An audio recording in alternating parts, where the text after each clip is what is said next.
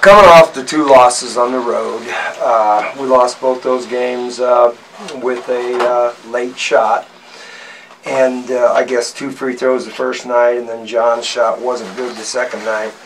We still had played better in those 2 games than we had previously, and I think our kids took some confidence from those 2 games, and tonight would probably be one of the best 3 games we played, along with the game at Northeastern, where we beat them earlier in the year, and the game at Missouri Southern.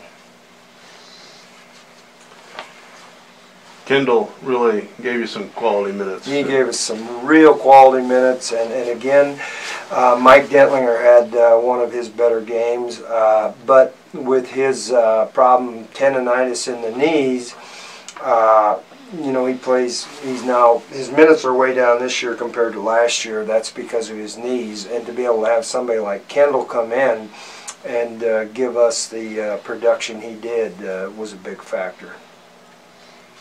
Really a big factor. You came out, started the second half, and you know, Mike hit like 6 points right away. That was something huge. you looked at? You know, Buck, you always tell kids, and everybody does it, it's not a secret, but those first 5 minutes of the second half will set the tone for the remainder of the game. And for us to have come out and taken that 9-point lead and jumped it up right away to 14, and I think Dentlinger got the first 2 buckets of the second half, taking it at their big kid.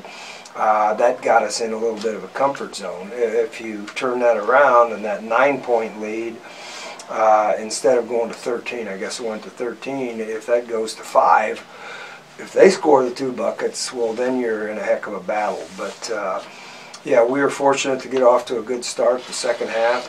Another thing that helped us is they had cut our lead the first half down to 2, and then I think like the last 3 minutes we were able to jump it back up to 9, and so we went in at halftime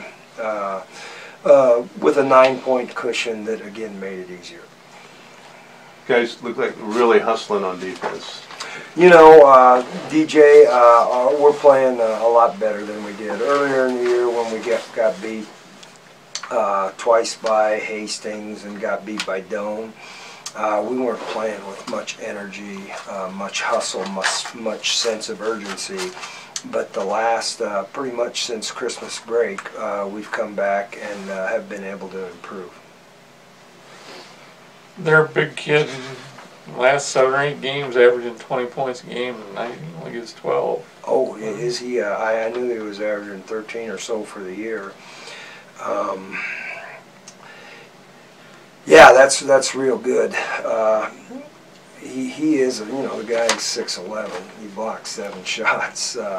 So I suppose if he got his haircut, what would he be? 6'4"? No. No, he's a good player. He's a good player. You know, the saying is a good big man is always better than a good little man. And when guys get tired and lose their jumping ability and their quickness, that guy's still 6'11", and got to hand it to him. 7 times he got his hand on the ball and blocked shots. That's pretty impressive. 7 blocks in a game. You know, it looked like about 3 or 4 of those guys just didn't make a good decision. I mean, they kind of. We told him at halftime, DJ. We said he had 4 at halftime, and we said, guys, if you get a half a step like Mike did the second half, then take it hard to the basket. But if you think you're going to go in there and lunge into him and try to get a shot off, that's not going to work. Yeah, you're right. We had some shot selection there a couple of times against him. I mean, the guy's 6'11", and you know what? He's got some bulk to him too, so you're not going to push him around. Who gets credit for the defense on him?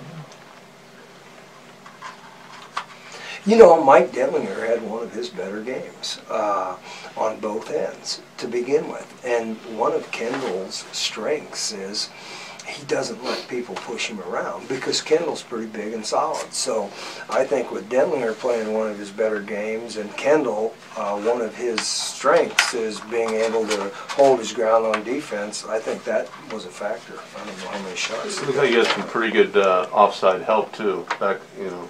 Yeah, and we played quite a bit of zone, and when you're playing zone and it goes inside, you can drop down and give some help, and you're right, we did.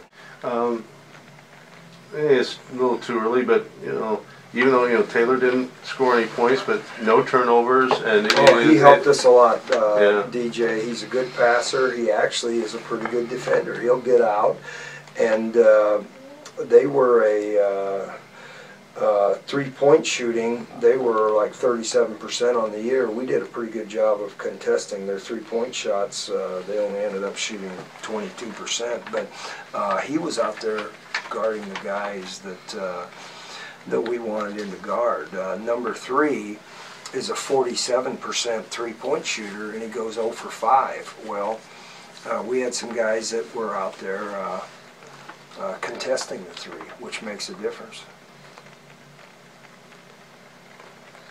Unlike the women's team. Oh, I'm sorry. Season low in turnovers. Yeah, Buck, not only a season low, I think it's a season low by quite a few. I don't know, I think maybe the next closest would probably have been 11 turnovers. So, yeah, that's a huge factor. And again, I attribute a lot of that to Taylor Shipley. For a kid that came in and never scored a point, he had a big impact on the game, but he had a big impact also on our last 2 games, giving us some stability, and the kids have confidence in him. And again, you're not going to put him up for all conference, but he's helped us a bunch.